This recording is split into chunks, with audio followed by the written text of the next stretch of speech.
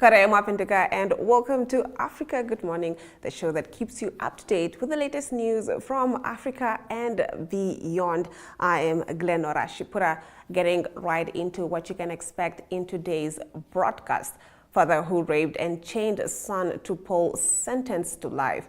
UN says Congo rebels are generating $300,000 monthly in seized mining area, and Gachagua faces 10 impeachment charges, including ethnic bias, from MP Mutuse Mwengi. We'll also be talking to Arrie Hougaard, who'll be giving us the latest news from South Africa.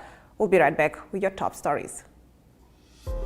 Neopaints has established a 67-year Namibian legacy, creating personalized paint solutions that blend quality and innovation for the Namibian people. We pride ourselves in being a 100% Namibian-owned company, investing in our country and our people by employing and empowering true Namibians. With every brushstroke, Neopaints commits to our quality guarantee and always delivering a coat of excellence. At Neopaints, we always stay true to our country. We are as Namibian as you.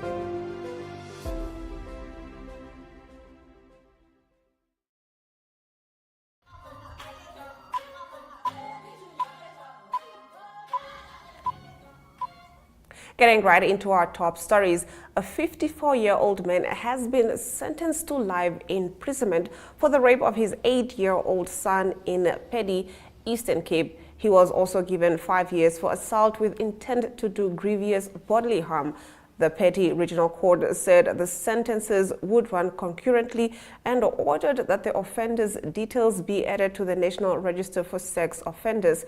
The National Prosecution Authority's spokesperson in the Eastern Cape, Luxolo Tayali, said the suspect's identity was concealed to protect the victim. The father, who lived with his son in Mahaba village, Pedi, committed the crimes on the 31st of May 2023. The victim was coming back from school when his father sent him to fetch wood. Upon his return, the suspect allegedly chained the boy to a pole inside their home before raping him. The 54-year-old then locked and left the house, leaving the child chained to the pole. The boy managed to escape, running to a neighbor's house with the chain still attached to his ankle. The neighbor alerted community members and police were called. The perpetrator was arrested the following day while hiding in his relative's house in Motherwell, Gebarka, more than 200 kilometers from the scene of the crime, said Tayali. Now, despite the father's denials, he was found guilty. During the trial, prosecutor Tobani Motieni presented evidence from the witnesses. Part of the witnesses was the victim, who testified via camera with the assistance of a court intermediary.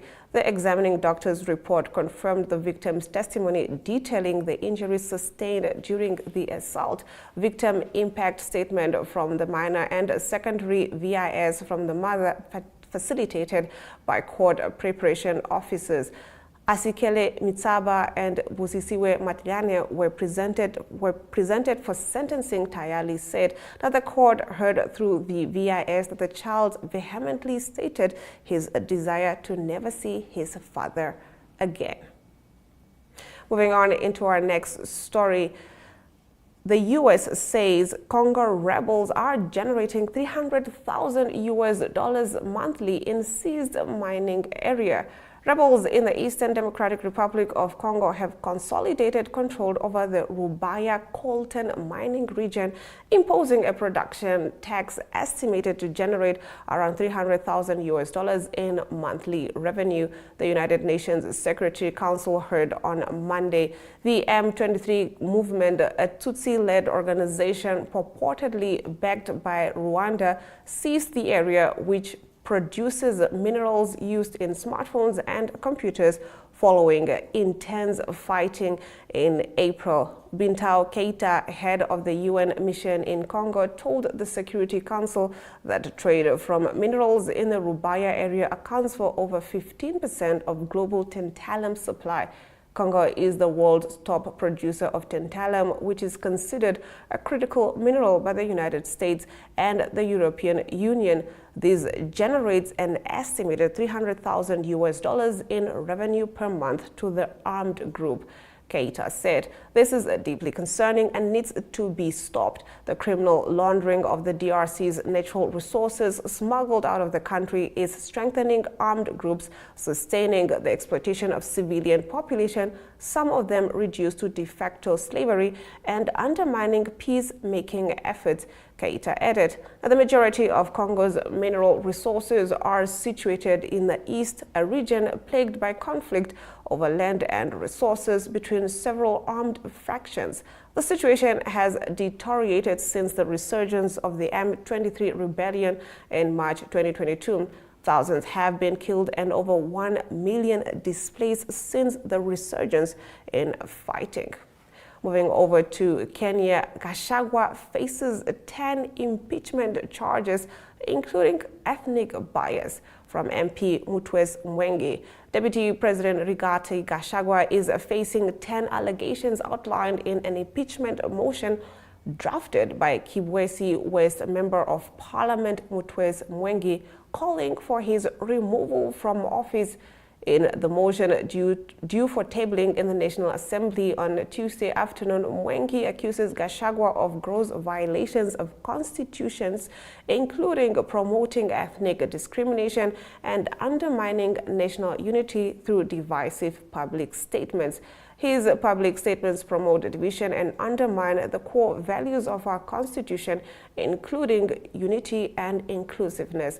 Mwengi notes in the motion, Gachagua is accused of contradicting government policies and failing to uphold his duties as deputy president, thus violating the principle of collective cabinet responsibility. Gachagua's unilateral remarks contradict the policies we have collectively adopted as a government, damaging our credibility, said Mwengi. The motion further alleges that Gachagua interfered with devolved country functions, undermining devolution and threatening the judiciary, violating the principle of judicial independence by interfering with the operations of country governments.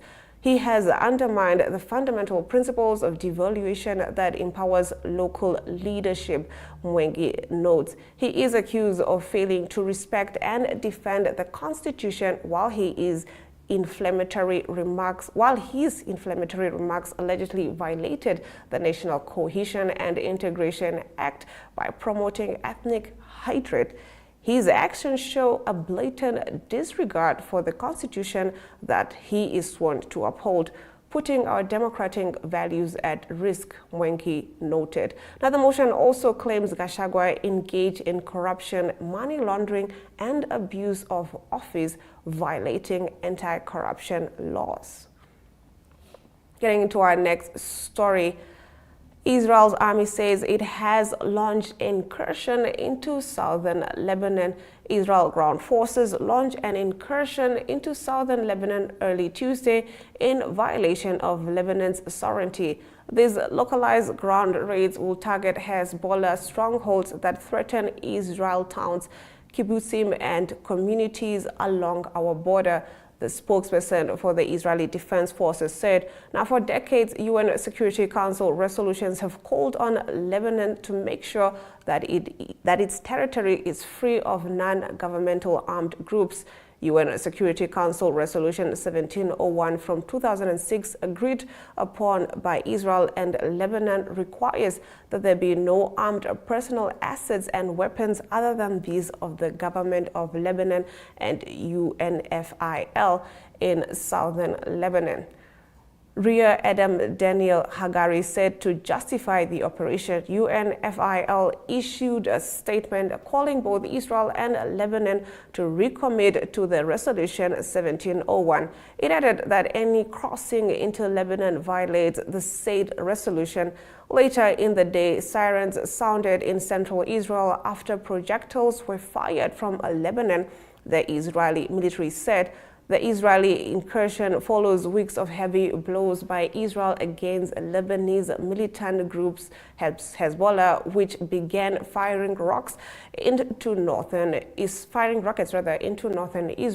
after the start of the war in Gaza. Now, civilians living far from the border are not spared. Deadly Israeli bombardments on the capital Beirut have continued. Moving over to Nigeria. Nigerians decry anti-poor measures in new protests against government. For the second time in 2 months, angry protesters in several cities across Nigeria are trooping out to denounce biting economic hardship in the West African country and to call for change in the capital Abuja on Tuesday. Police fired the gas canisters into the crowds of demonstrators as they marched and screamed chants of no more hunger and end bad governance.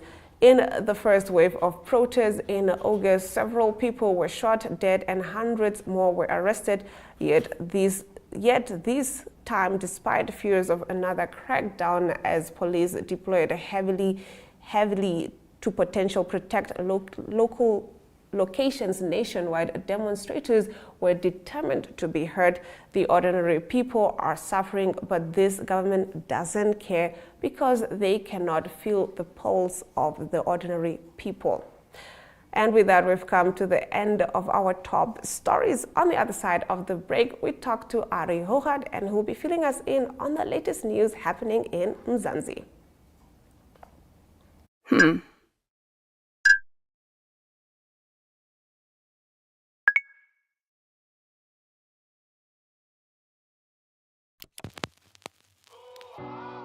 E-Ticket, your online ticket solution for events and event marketing, bringing you ease of mind and making sure that your event gets out there.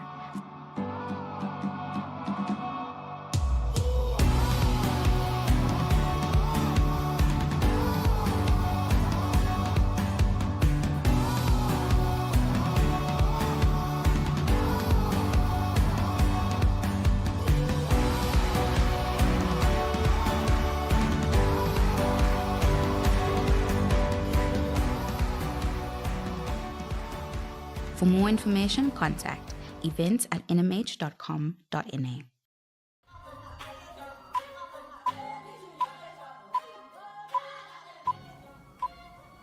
We now cross over to South Africa, speaking to our correspondent Arrie Hougaard, bringing us the latest news in South Africa.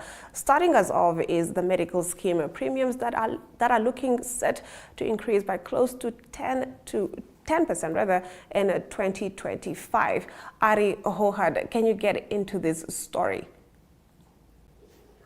Yes, good morning, Glenora. Yes, that's indeed happening, and there's some good news and some bad news for consumers. We'll get to the petrol price a little bit later, but what's happening on the medical scheme premiums, indication is it's going to be up by between 7.4% and 10.9%.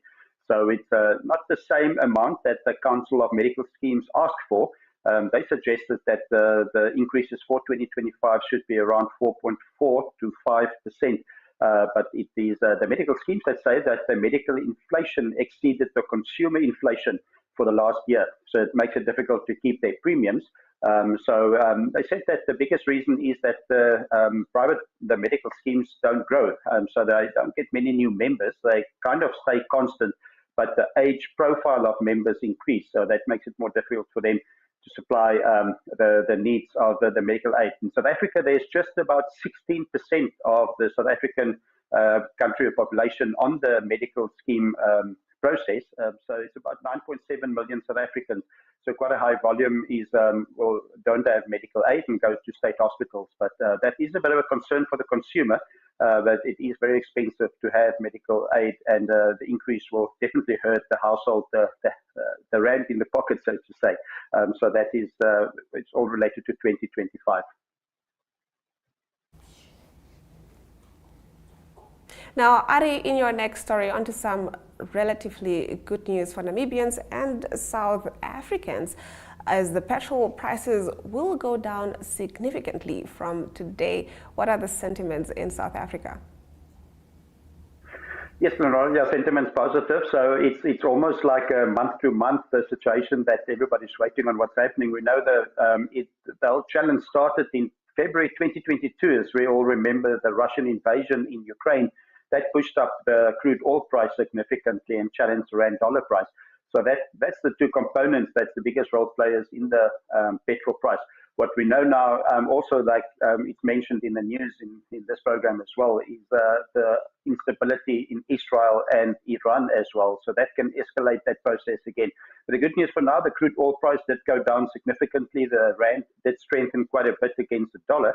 So it's quite a big change as from today. 95 unleaded petrol will be down by R1.14, quite a significant change. It will be upcountry in Gauteng, it will be R21.05. At the coast, even cheaper, R20.26. And also diesel go down by R1.12. And then also paraffin, that's used quite a bit by South Africans, down by R1.11. So that's the lowest since 2022. So like I said, it's all related to the oil price and the rand dollar. So hopefully that will continue. Hopefully there's stability in the Middle East. That would be important for the price of petrol. Now that is a sigh of relief for people, for customers' pockets, but I do understand that it's not always going to be so good, as some food retailers still find the going tough in the current South African economy, as SPAR announced a volume decline for the last financial year. Yes, that is mostly on food products. What was good for them, but maybe concerning in terms of lifestyle, is that the growth was more in the alcohol. So alcohol sales that grew by 10.5%, but it was the volume. There's a volume decline, but they grew in rand value. So it was 3.5%. Seems like they had a good mix of price increases, etc., to still make some money as well. But it has been a challenge to challenge companies like Checkers. Checkers making big progress, especially with their franchise, their delivery systems. They've got a system 60/60 that they have. Very successful in South Africa. It's Spar that do have their own one. They call it Spar to You.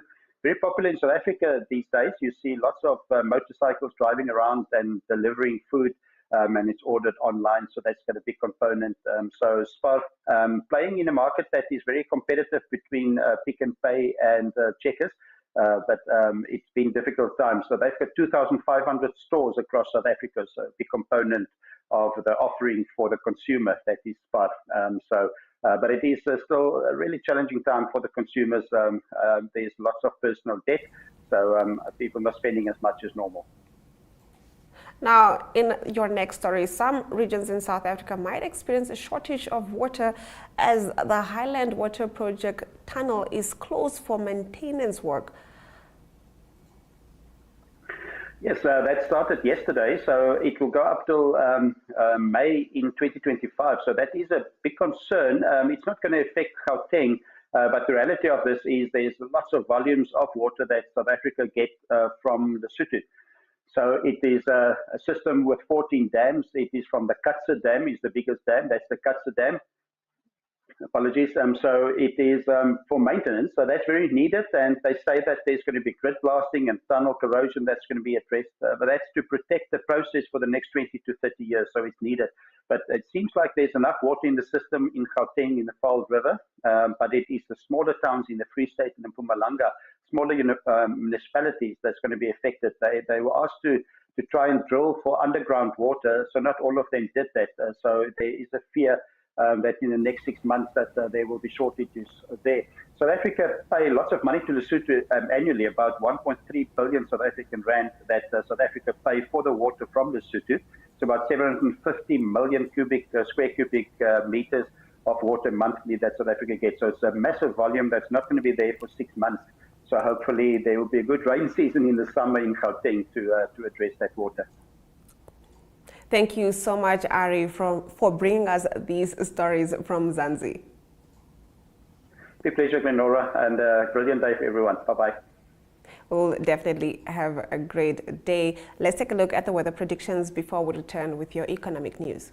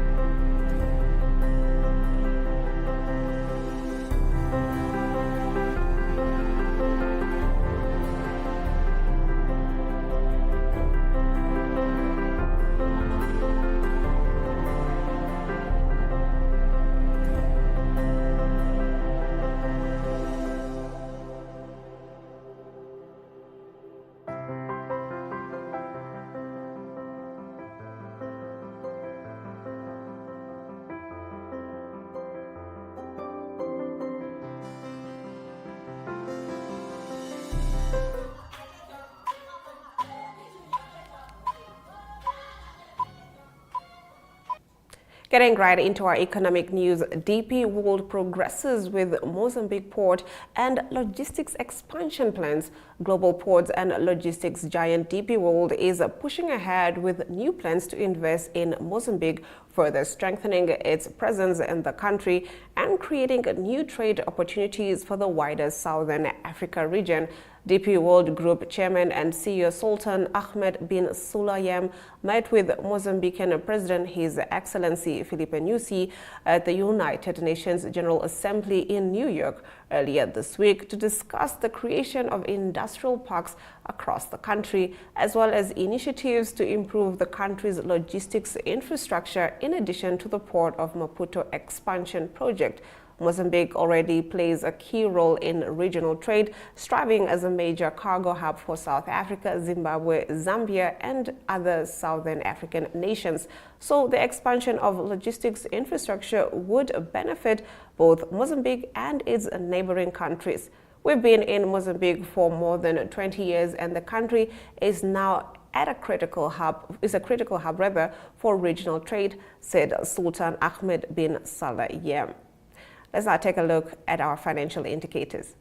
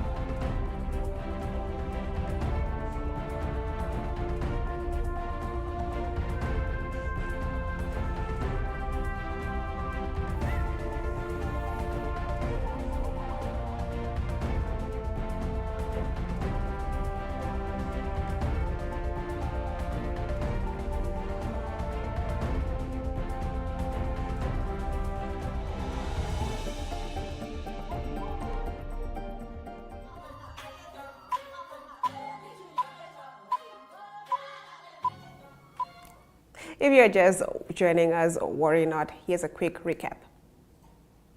Father who raped and chained son to pole sentenced to life. UN says Congo rebels are generating $300,000 monthly in seized mining area. DP World progresses with Mozambique port and logistics expansion plans. And with that, we've come to the end of the broadcast. Thank you for tuning in and watching Africa Good Morning on this beautiful Wednesday morning. From me, Glenn Rashipura. Until next time.